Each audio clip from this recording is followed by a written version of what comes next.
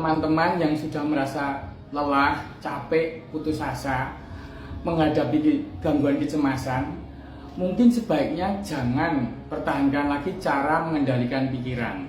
Jikalau itu tidak mudah, tidak harus selalu berpikir positif terus. Kadang-kadang orang perasaan, pikiran itu datang sendiri dan membuat galau lagi. Hal yang bisa dilakukan adalah merubah pola pikir. Coba ubah mindset di dalam menghadapi gangguan kecemasan ini. Mindset atau pola pikir yang mungkin saya bagikan kepada teman-teman itu adalah mindset berpikir logis. Ada cara induksi dan cara deduksi. Induksi itu dari berpikir kecil ke berpikir besar. Kalau deduktif itu cara berpikir dari hal yang besar ke hal yang kecil. Cara sederhana, biasanya penderita gangguan kecemasan, terutama misalnya GERD atau gangguan lambung, itu merasa dirinya sendiri atau hanya sebagian kecil orang-orang yang menderita GERD sama gangguan kecemasan. Sebenarnya yang menderita gangguan lambung itu banyak sekali. Coba tanya ke anggota keluarga terdekat dulu.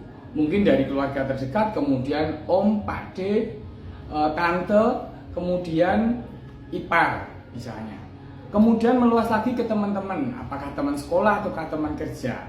Dan jikalau sosialisasinya bagus, mungkin bisa tanya ke tetangga satu RT, satu RW. Apakah mereka pernah mengalami gangguan lambung?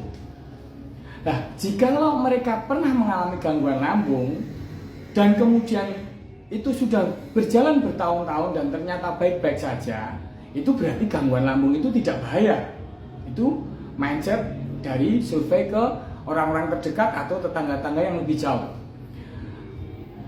Yang kedua, ketika kita dulu ingat waktu SD, SMP, mungkin pernah mengalami nyeri ulu hati, kemudian SMA juga, belum nikah juga, kemudian nikah sampai umur sekarang, bukankah sejak dari dulu kita mengalami gangguan di lambung? Itu hal yang wajar ketika salah makan, kelelahan, stres, macam-macam. Itu bukannya mudah kambuh. Dan sebagian mengeluh bahwa menderita GERD sudah 5 tahun, 10 tahun, bahkan 15 tahun. Kalau diingat dari 15 tahun yang lalu, 11 tahun yang lalu, 7 tahun yang lalu, 6 tahun, bahkan sampai sekarang toh baik-baik saja kan? Berarti kita tarik kesimpulan dari beberapa tahun yang lalu, dari kejadian-kejadian kecil tahun lalu sampai sekarang, bahwa itu baik-baik saja. Berarti kita bisa simpulkan bahwa penyakit GERD itu secara umum tidak bahaya. Kemudian cara berpikir deduktif. Deduktif itu dari hal besar ke hal yang kecil. Berita bahwa GERD bisa atau banyak menyebabkan kematian itu apakah benar atau tidak? Caranya simpel, kita lihat penyebab kematian 10 besar penyakit penyebab kematian teratas. Entah di dunia WHO maupun di Indonesia. Adakah itu tertera penyakit GERD? Tidak ada. Karena lambung itu hanya fungsinya untuk tempat nampung makanan, bukan organ vital yang terkait dengan kardiovaskuler. Karena kematian itu penyebabnya pasti henti jantung dan kemudian matinya batang otak. Nah, yang terkait dengan itu tentunya penyakit jantung dan penyakit stroke.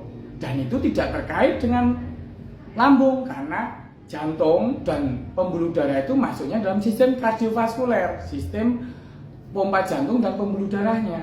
Sedangkan lambung itu sebagai sistem pencernaan, beda tempat, beda sistem.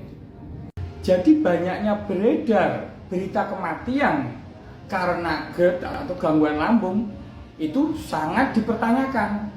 Kemungkinan besar karena komunikasi dari nakes yang kurang detail kepada pihak keluarga pasien ataupun isu yang berkembang A, B, C, D, E, F, G-nya berlangsung ke arah yang salah. Karena ketika banyak orang pernah ngalamin gangguan lambung, yang diketahui orang lain bahwa seseorang yang meninggal tersebut sebelumnya pernah punya lambung, tetapi penyebab meninggalnya yang jelas bukan dari lambung. Lalu terkait dengan masalah pantang, begitu banyak pantang aneh-aneh macam-macam dan semuanya tidak ada alasan, banyak hal yang tidak masuk akal alasannya. Ada yang nggak boleh minum teh, ada yang nggak boleh minum susu, ada yang nggak boleh minum kopi sama sekali, ada yang nggak boleh makan buah-buahan, ada yang nggak boleh minum vitamin, nggak boleh minum obat-obatan.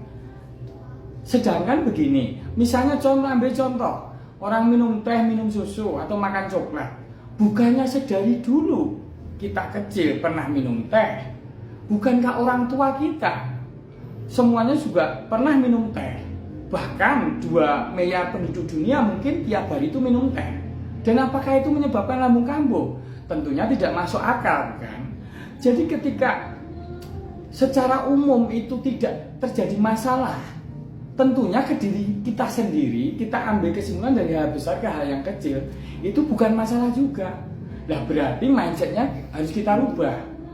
Demikian juga ketika orang sakit lambung, mau diagnosisnya apapun, ya, diagnosis A, B, C, D, E yang semuanya menyangkut dengan istilah lambung, obatnya ya hanya akan itu-itu saja. Berarti apapun diagnosanya, dari gastritis, ulcus pepticum, tukak lambung, kemudian gastroesophagus reflux disease ataupun reflux laringoparingeal, itu ya obatnya ya sama saja. Berarti apapun jenis yang kecil-kecil itu kita berpikir secara induksi aja bahwa obatnya ya sama saja. Bahkan sampai di endoskopi pun, kecuali ada perdarahan loh ya, itu kasus khusus, itu obatnya ya sama saja. Jadi tidak perlu khawatir. Berarti pola pikir dasar bahwa penyakit gangguan lambung itu secara umum tidak bahaya. Kemudian walaupun tidak bahaya tapi kan sering mengganggu. Sedangkan gangguan itu menyebabkan kecemasan. Dan kecemasan sendiri menyebabkan produksi asam lambung juga semakin gak teratur. Berarti bertahap, sabar, pelan-pelan kita putus rantainya. Berarti pertama, bahwa gangguan asam lambung itu tidak bahaya. Yang kedua, siapkan obat lambung yang cocok. Bukannya pengalaman bertahun-tahun tahu obat yang cocok itu yang mana. Bahkan jika perlu butuh pereda nyeri yang cepat, itu bisa konsultasi dengan dokter.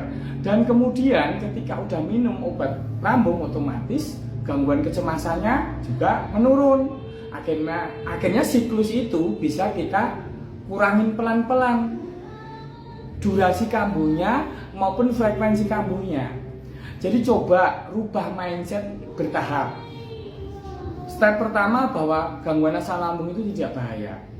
Kemudian kedua, siapkan obat pereda asam lambung. Dan ketiga, kurangin cemas, hidup lebih rileks, lebih santai, lebih bersyukur.